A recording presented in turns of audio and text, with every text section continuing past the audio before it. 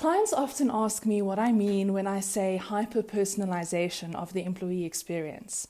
The easiest way that I can really explain it to people is by using potted houseplants as a metaphor. Now, I don't know about you, but I do not have the proverbial green thumb. I am a serial killer of plants. The only thing that you could gift me and trust that I'm not going to murder it through sheer negligence and incompetence is probably a cactus. So if we look at how different plants tend to thrive in different environments, it's very much the same for human beings, right? The thing that is making me murder my plants, well, not making me, I mean, I'm not a sociopath, right? But what is causing my plants to die is really a combination of either too much sunlight, too little water, just the wrong temperature in the room. I mean, there's so many different things that could be killing these plants, right? Humans are exactly the same at work. So when we say hyper-personalization of the employee experience, what we're really referring to is the need to actually start treating your employees like you would treat potted houseplants. So understand that different plants thrive in different environments. We all need a different combination of sunshine and water and nutrients, for lack of a better phrase.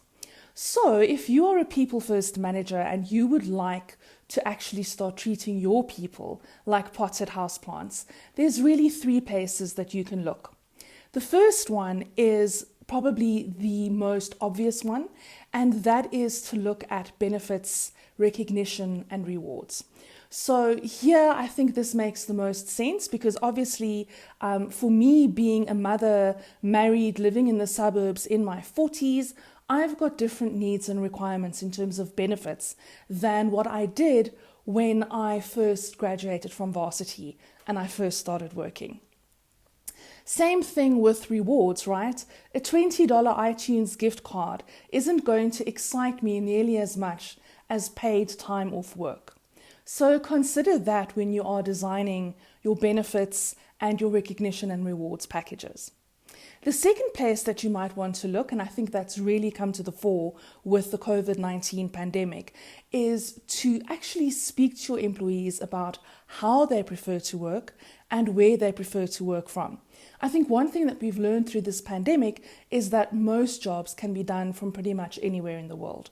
So again, for me as a married mother, it might be easier for me to work in the morning between certain hours, then take some time off to go and be a mom and go to my kids' soccer games and things like that, and then log back onto my PC and do the work. So it's really about creating flexibility.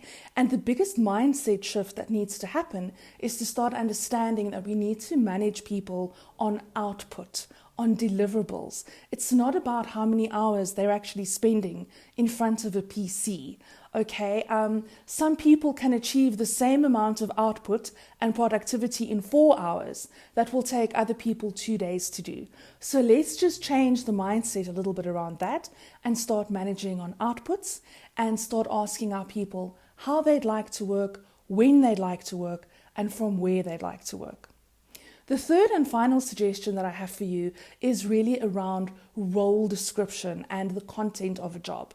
So we often speak about people being in flow, right? That's when you've really found your groove and you're your most productive, you're loving your work, you're engaged, you're enjoying what you're doing, you're enjoying the people that you're working with. But in every job, there's aspects that we don't really enjoy. And there's maybe work that we're not good at, it's too difficult, or it's too easy, and we tend to put it off. So what's really important is that you start having dialogue with each individual employee and find out from them, what is it that they are super good at and they love doing? What is it that they're good at but they don't like doing? Then ask them what is it that they hate doing and that they happen to suck at? And then also find out a little bit from them around what it is that they'd like to learn more about. So something that they're maybe not great at, but that they'd like to learn more about. And if you combine all of these things, you start actually hyper-personalizing your employee experience. And what that leads to is happier, healthier, more engaged employees who perform way better. And the better your employees perform and the more productive they are, the better for your bottom line.